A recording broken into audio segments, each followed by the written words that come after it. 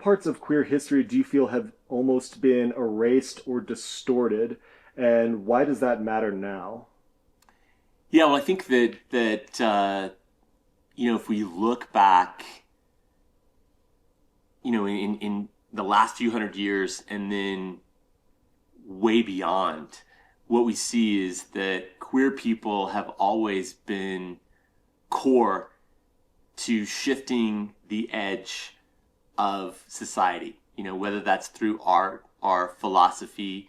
or just the structure and way that society evolved, that queer people have always had a role, whether that's, in indigenous tribes where the queer folks were the shamans, the sort of priest or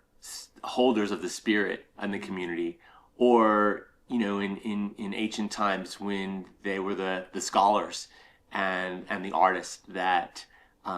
produced the text and the art that we identify as iconic in that period. So I think what we've seen even in the last century is that the evolution of culture is actually in the hands of the queer community, whether it's named or not. And so, to look to erase that community is really to erase a core part of how the human species has evolved, and to turn a blind eye to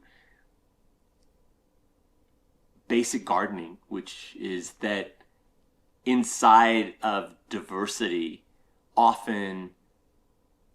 a smaller element in that ecosystem evolves the whole garden, evolves the whole society, by the unique pollination it brings, the unique perspective it brings, the unique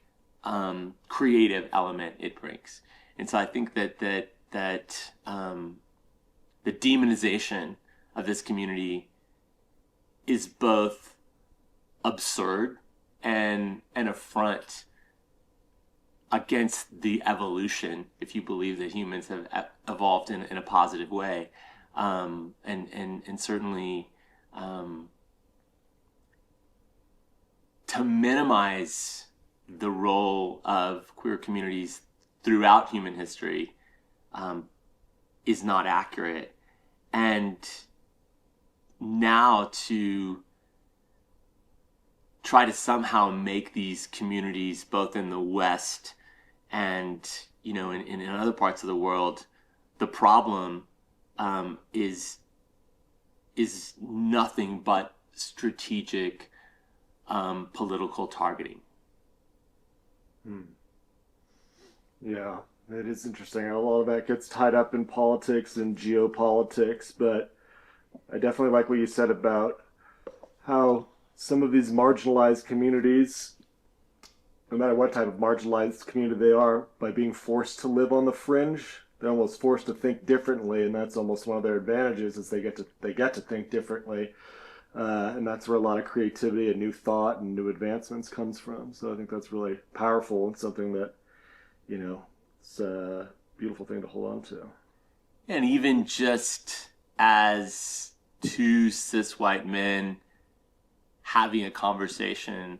the presence of non-binary people, the presence of trans women and trans men allows us to enjoy a larger spectrum of expression, of emotional experience, of creative expression, of just a wider sort of palette to draw from and live from, and at no cost, right? And so often it's the people who are living on the growing edge of the culture that sort of take all the flack, but offer that culture and individuals like ourselves in that culture a much more rich experience of life that is often vastly underappreciated. Yeah, that's really, it is, I think, how do I want to say this? It is like the diversity that makes, life interesting, whether it's ecological diversity and animals and different things like that, or between people. If everybody was the same, it'd be a little dry, a little Absolutely. boring.